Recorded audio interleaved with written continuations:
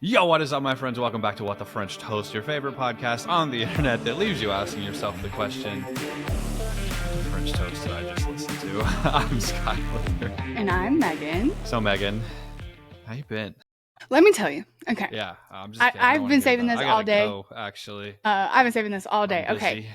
So this morning, I took my dogs outside like a normal day. As one does. Yeah, and I was off this morning, so I was able to sleep in, and it was like a leisurely, like they're going to go out, I'm going to bring them in. It was a nice morning. Weather was great. I go outside, get them, bring them inside. 2 minutes after I get inside, my dad texts me, and he says, we have some new friends. And I was thinking, a neighbor dropped by or something. Yeah. No. There were 2 snakes in our backyard. Okay, what kind of snakes? Do we know? I had just been outside, and there's like pictures of these snakes. Now let me tell you, okay, they are very tiny baby snakes. They are obviously babies, but I don't care. Apparently, I dislike snakes even more than I thought that I disliked snakes, because like I audibly gagged at the sight of this picture. I have been all day freaking out.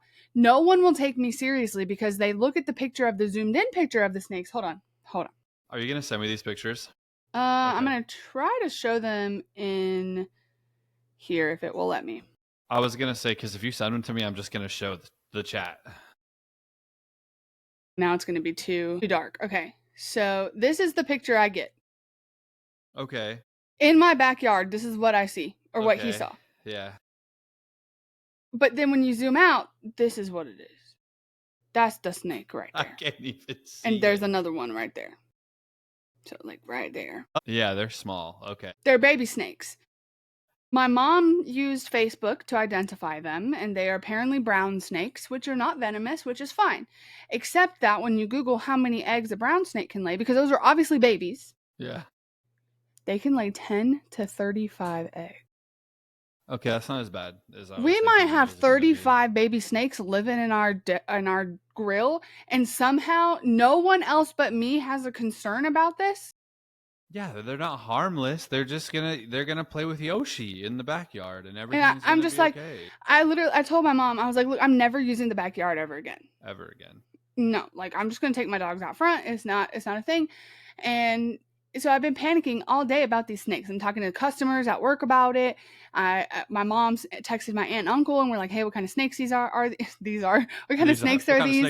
Because they're country and they like live out there. And my thought is, how much can I trust my mom's Facebook identification? Truly. I feel like that. Because when she said, here's what type of snake they are, I put that into Google, and then as I'm trying to look at comparison pictures to compare the two, I'm gagging. I'm like literally gagging. I can't. I'm cringing. I'm like seizing up. I can't function. I'm struggling. I'm fighting for my life. So when I get home, I was like, hey, what did we do with the snakes? Because my impression was that they were going to try, that my dad was going to, take apart the grill and look for the eggs and then relocate the babies. I don't want the snakes to die. To be clear, anyone listening, I don't want the snakes to die. If they are not venomous, then they're great for the environment, and they're going to like protect us from rats, and my dog is losing his mind. I heard that. They're going to be great. They're going to eat bugs and stuff, like they might even eat other types of snakes. You know what I mean? Like the bad types of snakes. I don't want them to die. I just don't want them to live here. But I said, hey, have we done anything with the snakes? And my dad says, no one really knows. I'm going to come over tomorrow, and I'm going to go looking for these. I'm going to go snake hunting with your dad. No one really knows what. The snakes are not here or not. I don't know. And so then I made my mom go outside with me, and she like put on these boots, and she was like, but I was like, I thought they weren't scary. I thought they were harmless. I thought they were fine. I thought it was not a big deal that they were here, Mom. Like, thought I was just the one being dramatic and panicking. So I've been having like a panic attack all day about these stupid snakes, even though apparently they're harmless, and that's fine. But like my poor dogs go out there all the time. Think about it like this. There could be potentially right now a snake 45 feet to your right. Shut up, Skyler. Outside, of course. If you have any like care for me as your friend, you will stop, because I'm panicking. I hate this. I never want to go outside ever again. I'm so sorry. Yeah, that's fair. So that's my day. I'm a bad friend. It's okay. My day was busy as well, but it doesn't matter anymore because I'm here with you and the rest of these people, and I couldn't be more excited about it. Yeah, and I do have a really fun story for you today. All right, well then let's go. What? Hold on, wait a minute. Whoa, whoa, whoa, whoa, whoa, whoa! Is this story real? Yes. Are we sure? Yes. At the end of this story, am I going to be made fun of for my lack of IQ? Well, I mean, that's debatable. It just depends. But it's not a real, or it's not a fake story. It's a real story. You just said it. You just said it's not a real story. No, that wasn't a I'm Freudian slip. feeling. This is a real story. That was just a prank that I played on you before. This is a real case. For real, for real. Hey, Megan, when are we putting our new merch up? I don't know. We can put it up today if we want. My God. So, guys, listen, we have some.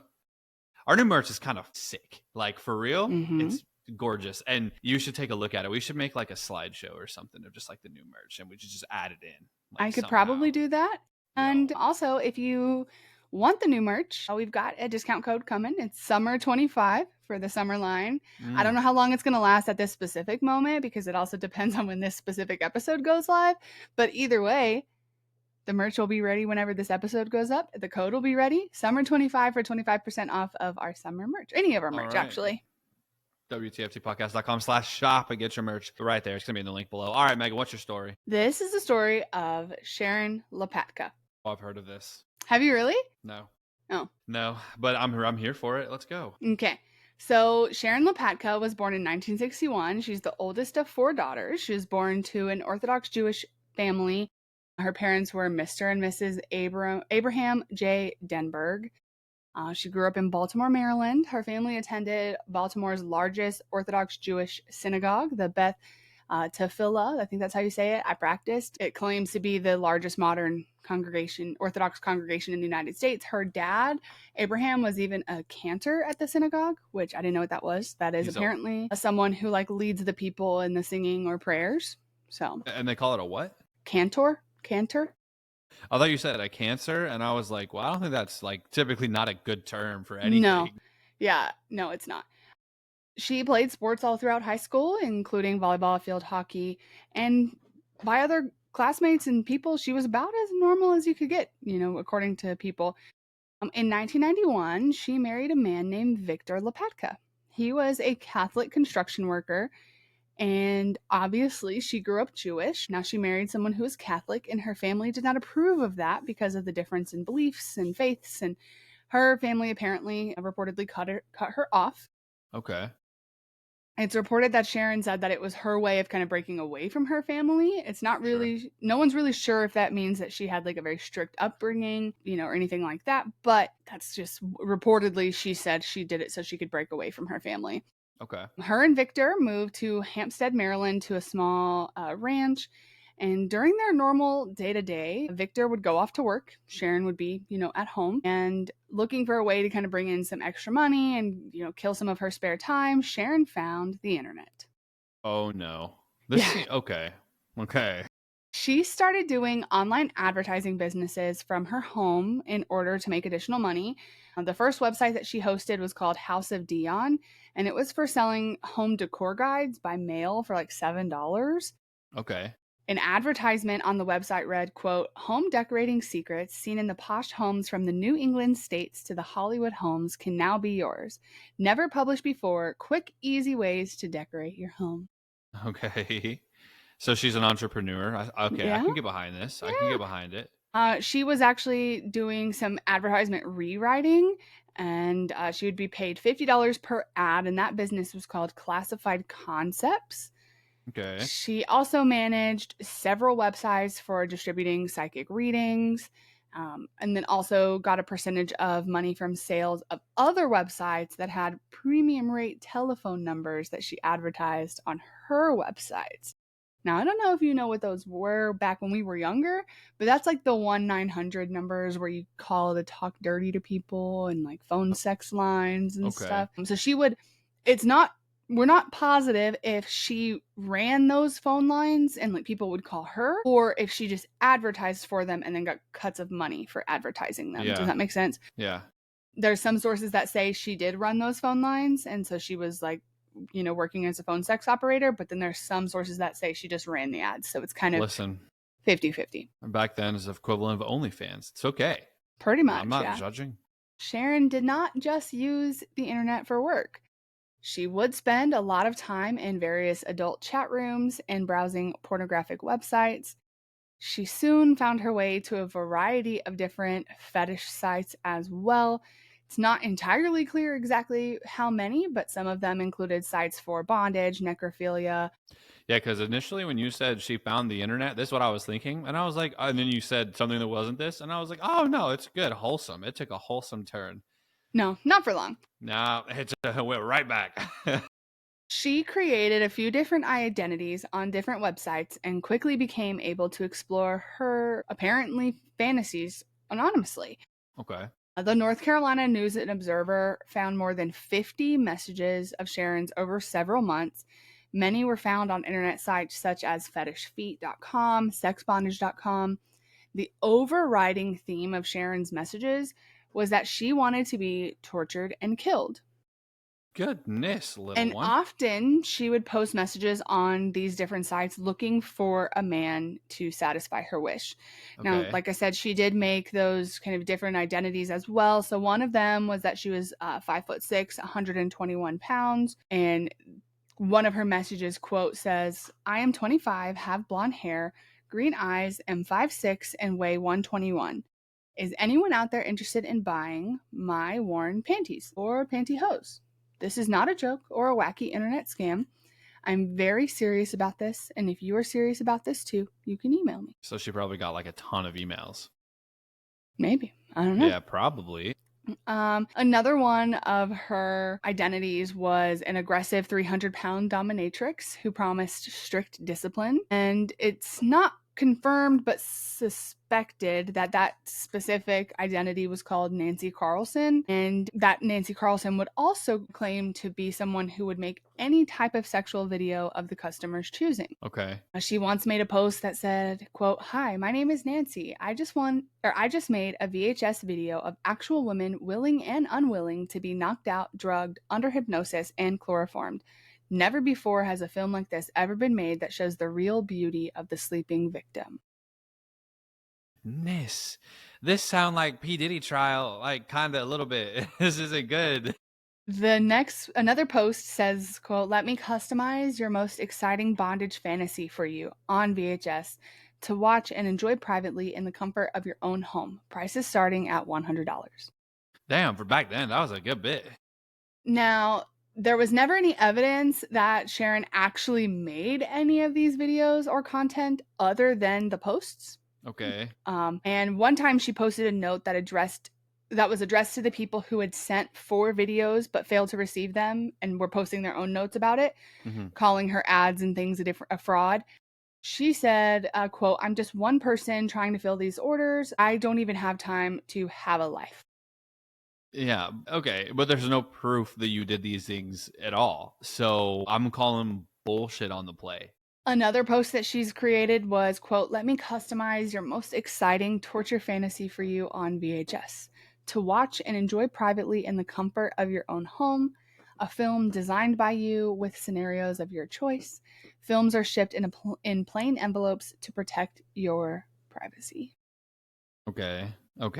Yeah. So one day, Sharon had been online and she posted that she was interested in being tortured to death, which is apparently not an uncommon thing for her if they have 50 plus messages that show this. I have a question. Yes. Is this going to be one of those stories that I'm like, the ending that I'm thinking of is potentially probably right? Or is the ending going to be like, I think the ending for me, whenever I heard the story the first time, I was like, wait, what? Okay, so it's going to be like, yeah, I didn't see that coming. All right, cool.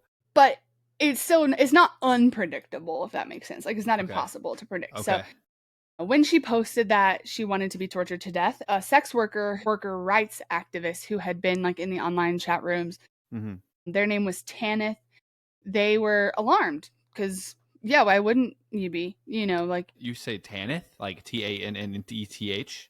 TANITH. Okay, so kind of the same thing. All right, that's weird. Yeah. It's an interesting name. Never heard that before. I assume it's just an anonymous name so that this person can kind of be active in these different chat rooms because, as we know, just because someone participates in like fetish, sex acts like BDSM and things like that, that doesn't mean that they're a bad person or that they have intentions of actually harming someone. But some people do, and there are bad apples mixed in there. And so This person was just like a sex workers' rights activist, ensuring that hopefully people who are engaging in these types of activities are doing them in the safest manner possible, way, yeah. No, with consent, sure. With consent and everything. But this person, I don't know if it was a he or she, was alarmed by Sharon's message and was trying to stop this behavior. They, I guess, replied to Sharon saying, "This is role play. This is not real. Like, let's keep in mind that, like, while people might talk about doing these things in these different chat rooms, that in general, it's role play. It's pretend. They're just working through some of their fantasies. They're not actually acting on a lot of these things, right. Especially the really dark things." But Sharon replied to their message saying, quote, "I want the real thing. I did not ask for you preaching to me." Hey, I mean, yo, say what you want, but at least she know what she wants, okay? And many people did respond to Sharon wanting to fulfill her fantasies. But a lot of these people ended up like kind of ghosting. I mean, that's not a term they used back then, but kind of ghosting Sharon after they would talk to her and chat with her more and realize that she was not just role playing and was actually being serious. Like, these are for real. Yeah. She's weird. But eventually, Sharon did meet a man in one of the chat rooms who was apparently willing to give her what she was looking for. Uh-huh. This man was Robert Bobby Glass. Have we covered this story before? I don't think so. Because this is starting to sound really similar to a story that I have heard. I mean, I've heard this story and similar stories many times over the years. Yeah. Sorry to continue, but yeah, that's okay. Robert is a 45-year-old computer analyst who worked for the government of Catawba County, North Carolina. He was reported to be quiet, introverted, and kind of just stuck to himself. He kept himself busy by working. He had been working for Catawba County for nearly 16 years. His job was to program tax rolls and keep track of the amount of vehicle gas consumption in the county. And he was married to his wife, Sherry, with 3 children, ages from 6 to 10 years old. And Sherry said in an interview that Robert knew his computers. And in general, that was like his biggest passion in the whole world. But that he did spend a lot more time on his computer than he would, focusing on his marriage and his family. After a little while, Sherry started to have kind of a gut feeling, just suspicious, kind of wondering like, hey, what is he actually up to on this computer? So one day while he was at work, she logged into his computer and found a bunch of emails that were saved onto the hard drive. So they're not just like in his inbox, but like he had saved, like downloaded and saved onto them. The hard drive, yeah. Yeah. And she had found out that he had been posting on different AOL chat rooms using a pseudonym, either Toyman or Slow Hand. Yeah. The emails were concerning. They were raw, violent, and disturbing. And when Robert came home that evening, she asked him about it. Apparently, according to her, all the color drained from his face and he didn't have anything to say. Because he got caught. And that was kind of the moment she realized she had no idea who she was actually married to and the types of things that he was into. What a terrible realization. Yeah, I know. Towards the end of their marriage, apparently, Robert had kind of stopped showing her affection, rebuking all of her advances, and just really becoming much more withdrawn from their marriage. And reportedly, one day, he actually told Sherry he was no longer attracted to her. And that was pretty much the final straw for her. She took their 3 kids and she left. Moved away. So in May 1996, after 14 years of marriage, she left him. Damn. But Sharon and Robert met in one of the chat rooms in August of 1996. And Robert had apparently been making posts about his desire to inflict pain on a woman. And Sharon had been posting about her wishes to be tortured. So kind of a perfect match made in heaven, Or the most toxic match. I mean, definitely a toxic match, but at least their desires kind of match up as far as... Now, I do have to say that if this episode wasn't triggering enough, it's about to get a little bit more triggering because there's no way for me to censor out much of this information. So, sorry. Just a heads up, it's going to get a little dark, okay? And a little graphic. Okay. So Sharon asked Robert if she would fulfill her fantasy of being bound and strangled while she climaxed. Mm-hmm. And apparently Robert responded in great detail on how he would do exactly that. And I have chosen for everyone's sake not to include any copies of any of those things. Okay. It's probably good. But they talked for months and months. They would exchange emails. And after months of talking, they decided to finally meet. On October 13th, 1996, Sharon tells her husband she's going to go visit a friend in Georgia. She takes off in her blue Honda Civic towards the Baltimore train depot. She boards the 9:15 a.m. train to Charlotte, North Carolina, and arrives in Charlotte at 8:45 p.m. So it's like a really long train ride. And to me, it seems like Maryland and North Carolina are not that far apart. But I guess they kind of are. But okay. I mean, that's like a 13-hour, 12-hour train ride.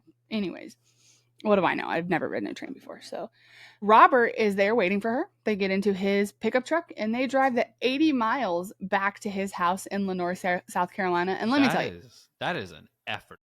as someone who has dated online for like the majority of my adult life, I honestly cannot imagine being stuck in the car with someone I don't know for 80 miles, even if I liked them. Yeah, that's fair. Like, especially the first time meeting, like you talked for months online, and we can only assume that they probably did have phone calls and video chats. I mean, maybe not video chats, but we can only assume that they felt pretty comfortable with each other, considering the content of the conversations that they were having. But I still cannot imagine meeting someone, first of all, driving 80 miles to meet someone I met online. Right. And then picking them up and then turning around to drive 80 more miles 80 with miles them back? in the car. Yeah, that's a no. That's so long. But they drove back to his house. Sharon stayed with him for 3 days. No one really knows what happened in that time period. But on October 20th, 1996, back home, Victor, Sharon's husband, had been worried or, was getting worried because he hadn't heard from Sharon in a week. And he found a letter stating that she was leaving, would not be returning, not to go after her killer. And one of the quotes from the letter is, quote, "If my body is never retrieved, don't worry, know that I'm at peace." God dang it, man. So at this point, he begins he's like, I know she spends so much time on this computer. I want to see, this friend that she was supposed to be with. I need to figure out who this was. He investigates her computer and he finds emails from Slowhand that are concerning. He finds 6 weeks of email conversations between Sharon and Robert. In her email correspondences with Robert, Sharon explicitly asks him to torture her to death. So at this point, Victor, Sharon's husband, is like, hold up. This is not good. He files a missing persons report and provides the emails that he found to the investigators. The investigators find those emails strange, because they described in great detail how this Slowhand person was going to sexually torture Sharon and ultimately kill her. I mean, that's a pretty damn good confession letter. Yeah. So the police department that Victor reported this to apparently had a computer crime unit, which in 1996 I think is kind of impressive. Yeah. But police thought it was unbelievable that a woman would get onto a train to go get murdered. But that's what the email said was happening. Finally, police, after they, the computer crime unit kind of digs into stuff, they track down Robert, they identify him, and they place him under surveillance on October 22nd to try to find some sign of Sharon. Mm-hmm. During their stakeout, they don't see her. They don't see any sign of her. And on October 25th, a search warrant is issued by a judge, and they wait until Robert goes into work. They go into his home, which at the time was like a turquoise trailer that he was living on. God, okay. And it was reported to be an absolute disaster inside. And the outside was just gross too, just clutter and debris and stuff as well. But there's trash and garbage everywhere. Dirty dishes are piled up. There's drug paraphernalia, thousands of CDs. So they start going through his belongings. He's not there. They have a warrant. They can do whatever they want, I guess. Sure. They find some stuff in the property that belongs to Sharon. So they kind of get alarmed because they're like, okay, well, we know she was here. Right. We can confirm she was actually here. We know the emails thought that she would be here, but we know she was. Yeah. Once they go outside to search the property around the trailer, about 75 feet from the trailer, an officer spots what seems to be newly turned dirt, indicating that something might have been recently buried there. Okay. They dig it up, and at about 2.5 feet down, they find what seems to be a knee. Okay. Like a human knee. Like your leg. At this point, they're like, yep, we've got something, regardless of who it is. This is a human body that's not supposed to be here. They radio their surveillance team, tell them to arrest Robert. So they arrest him as he's coming out for his lunch break, and it's reported that Robert didn't say anything during his arrest.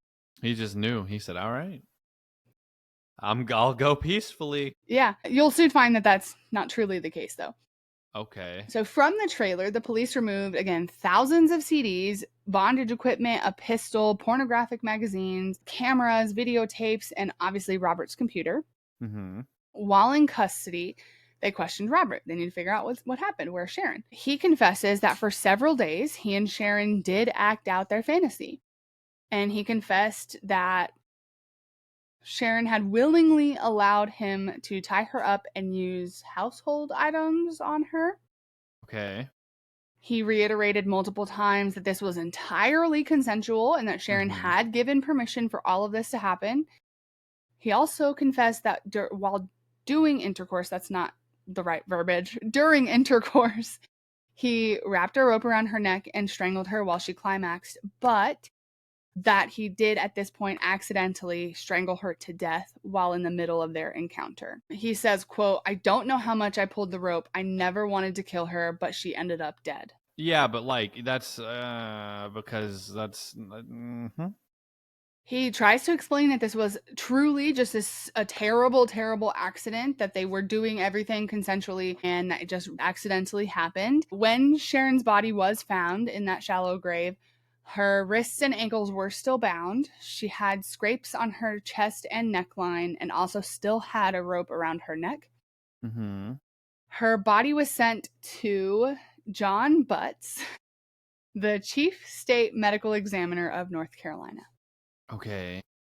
Dr. Butts determined the cause of death to be consistent with strangulation. Other tests are inconclusive or show inconclusive evidence of sexual torture and mutilation. But Dr. Butts does believe that Sharon died 3 days after she arrived in North Carolina. Okay. Just 1 second. Winston's going crazy. So basically, guys, Megan, is that why you were... Wait, what color is turquoise? It's like a purplish, isn't it? I like this color. Yeah, so is that why you wore that color? No. Are you sure? Positive. My hair is just greasy. I just needed a hat. Okay, so wait, hold on. Well, okay, I'll ask this question after. Continue. Okay. So I think I said Dr. Butts believed that Sharon died 3 days after she arrived in North Carolina. And at this point, Robert's attorney, Neil Beach, said this actually supports Robert's statement. He says, quote, "It is hard for me to believe the woman was tortured for 3 days if the medical examiner of North Carolina couldn't find any indication of that. Okay. It's much easier to understand or picture an accident occurring during sexual activity than it is to conjure up an image of this man as a cold-blooded, premeditated killer." And so at this point, police are kind of torn. Some say that Sharon met Robert specifically to be tortured and killed. Sure. On the other hand, according to police, like the emails written by Robert detailing how he's going to kill Sharon almost implicitly imply premeditation. Like he planned for this. So during the investigation on Robert's computer, they find over 900 emails between Robert and Sharon. They also find an exorbitant amount of child sexual abuse material ranging from photos to videos. So at this point, not only is Robert going to be charged with first-degree murder, he's also being charged with exploitation charges. Then again, just like I said earlier, kind of a disclaimer, just because someone participates in fetish activities, bondage, BDSM, or other legal fetishes, does not mean that just because Robert was a really crappy person, that they are also a crappy person. Or in any way associated with this case, just as a heads up. Yeah. So during the trial, there's a big debate between everyone. Should Robert be convicted of first-degree murder in the first place? That was going to be my question. Now, generally, I did some digging. Generally, first-degree murder is defined as an unlawful killing that is both intentional and premeditated or planned out. It typically involves planning and a deliberate intent to kill rather than a crime of passion or sudden impulse. Okay. Or accident or, things like that. So it's like when you plan, like, I'm going to do this to a specific person. So on one hand, there are 900 emails between Sharon and Robert going into detail about how she wanted him to kill and torture her. Right. And she gave permission just multiple times for that. Right. So it's kind of like, well, no, I mean, she wanted this. So is it even murder in the first place? Because she asked for it and implicitly gave permission multiple times. And allegedly left letters saying, hey, if I don't come back, just know that I was in peace or whatever she said. Okay. Correct. Yeah. She says, don't look for my killer. I'm fine. Right. But on the other hand of that, I mean, can you truly consent to being killed? Is that like a thing? Like, up until the moment of the actual murder, can you logically say yes? And then once you die, like, where does that like logic, Mm-hmm. there's a lot going into it. It's not a like black and white type of situation. There's a lot of gray area.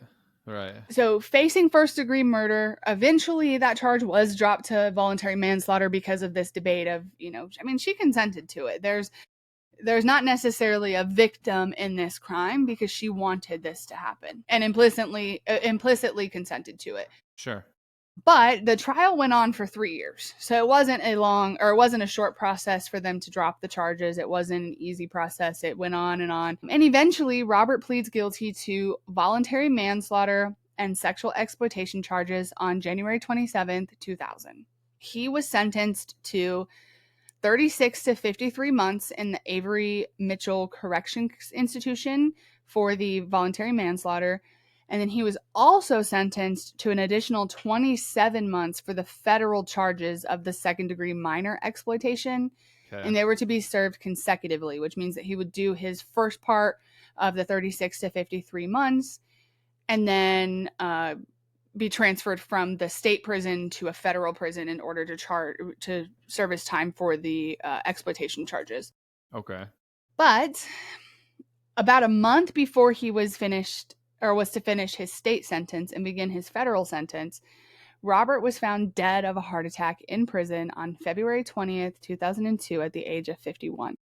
Okay. And that's really the case. I mean, ultimately, That's it. there was some, from Sharon's family after the fact. Sharon's parents did not have really much of anything to say after her death or about her death. And at one point, they Yeah. even What claimed can you she was say? not their child due to the embarrassment and the stigma that the media put on the things that Sharon was, apparently involved in. I mean, like I said, there is already a stigma around BDSM and kinks and fetishes and all those different things. And the media really, I didn't go into it because I think it was pretty much like without explanation that the media went on a rampage about this case when it happened, and just because they had this opportunity to blame depravity and sex acts and all sorts of things. But Sharon's father-in-law, John Lopatka Jr., he didn't have a lot to say other than that the family has really been shattered. He said, quote, "Too much has come out already about this case. The respectful thing to do would be to leave us alone. This is a tragedy, nothing more and nothing less." No, that's fair. And I mean, ultimately that is the case. I mean, maybe she did consent to, whatever happened to her truly in this instance, as far as we only know. I mean, there's evidence that she was strangled, but we don't know exactly what happened in those 3 days before she passed away. But, and from her email, she consented to everything that happened. And in that case, I guess it's hard to feel sympathy, I guess, because she wanted it. But I mean, I don't know. I kind of feel like at that point, it's like, yeah, I feel like the idea of a lot of things sounds cool until something takes place. And then you're like, I don't know. I mean, not necessarily the specific sexual acts, but I just mean like in general, like it sounds cool to go skydiving until you go skydiving and then it seems kind of scary, or it's kind of scary. Like, Well, I feel like, man, what poor husband, dude. Poor guy. Like to be like, my wife is gone. Oh, also she was cheating on me. yeah. Like, With apparently, I mean, Robert is the one who it all culminated with, but I'm positive that he is not the only person she had been communicating with. right. We just don't have any, Well, and it's proof like or anything of it. So you wonder if she even like told him her fantasies, right? And like if she did, yeah, was he like, no, that's crazy. Like, wow, what you're crazy. And then no, man, what a fucking story. Oh man, poor guy. That's yeah. I mean, it awful. is crazy. I get having different fantasies than your partner, but it seems like the first step is to communicate them with your partner. Yeah, but back in like the 90s, right? Like back in the 90s, that was different. Like nowadays, it's so normalized to just Maybe. like, yeah, I don't know. I was gonna say premarital sex, but I guess that's always kind of been normalized. It's just been religiously more frowned upon as of late than it is like nowadays. Yeah. Yeah, I don't know. I mean, yeah, there's no reports of, him ever having any clue about any of this. So That's I have no idea. crazy. Damn, poor guy. But Is he still alive? I don't know. There's no Yeah. reports of that. I mean, I kind of maybe. I mean, she was born in the 60s, so I assume he was probably roughly about around her age. So they would be roughly, I guess I don't know how old that would be. About my dad's age. And they had kids? No, not that I could find. Okay. That's good at least. Man, okay, yeah, that's a weird story. But that's it. Like, just kind of weird, anticlimactic. Mm-hmm. He died, and yeah, that's a good question though. What do you think? Like, let us know down in the chat, because that is weird, right? Like, if somebody says, "Hey, I want to die," I mean, it's basically just an assisted suicide. Yeah, and I mean, there are some psychological studies about this case and about similar cases online. I watched Bailey Sarian did a video on this case, and I watched hers, and she did a very good in-depth psychological kind of, not evaluation of Sharon, but just kind of read some of the studies and did some reporting on some of the kind of studies and information and psychologically what this might look like for someone who might have these types of thoughts. And there's again multiple other podcasts and stuff about it. I didn't go into the psychological because I just didn't understand it, so I couldn't. There's no way that I could repeat it out. It would just be me blabbering. I would not be able to like follow up any questions or anything like that. Sure. But there is some talks about, you know, like the different aspects of like sadism, masochism, and you know, kind of some combinations of that, and there's apparently some condition that is about, or like, it's not sadomasochism, but there's some ideas where someone might have these suicidal thoughts despite the fact that they don't ever act on them. So they, you know, want to enact these things. They have fantasies of enacting these things. They have these very intrusive thoughts, but they'll never do it to themselves, if that makes sense. And so this idea that they have this fantasy that they will die, but they could never actually take their own life for whatever reason. And there's a much more in-depth psychological explanation for this, and much more probably accurate. But, you know, so it's suspected she might have had whatever diagnosis or condition that was, where, you know, she just was struggling so hard internally, but she just didn't either have the ability or the inclination to actually for herself act on those suicidal ideations, if that makes sense, and suicidal thoughts that she would. So she needed to, I guess, put it out there, maybe put it on someone else, if that makes sense. I mean, that's not like the right verbiage, but you know. The question is it's not illegal to have like weird sexual preferences, but is it illegal to try and kill yourself? It is illegal to kill yourself. That's a law. Is it? I'm pretty sure it is. I'm gonna Google it. Yeah, because if it is, then yeah, like now. Okay, here's what's gonna happen. As soon as I search that, yep, there we go. Crisis line right on the top. Is it illegal? Yeah, that's fair. It's not even going to give me any information. It's quite literally, there is a Reddit link here. It is a crime, but they can't prosecute it because if you're successful, then of course, you know, you're gone. That's a whole different episode, but I think I might kind of have a problem with that. But if it's a suicide in progress, then police are able to intervene as they would with any other crime. Yeah.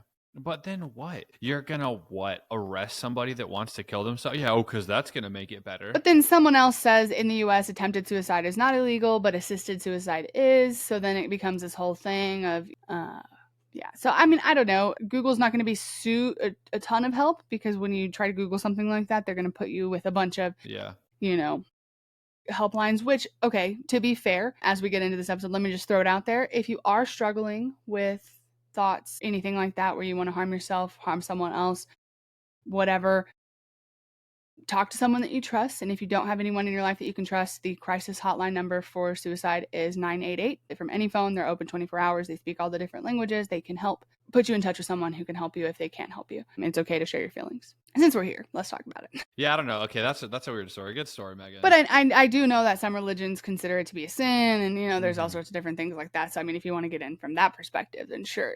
But I remember hearing when I was younger that it was illegal. But I mean, I guess like we said, if it is illegal, they can't do anything to you if you were to act on it and be successful. But I guess I don't know. That's another episode, like you said. Yeah, different, the whole different thing. But yeah, no, good story, Megan. I like it. Good stuff. Good stuff. That's the story of Sharon Lopatka and Robert Glass. Rest in peace, both of them. All right. Anything else to add, Megs? Anybody know how to get rid of brown snakes? I'll call Steven. We'll have a conversation. Please don't, because then you're going to side with him and nobody's going to help me get rid of these things. When have I ever sided with Steven over you? Like regularly.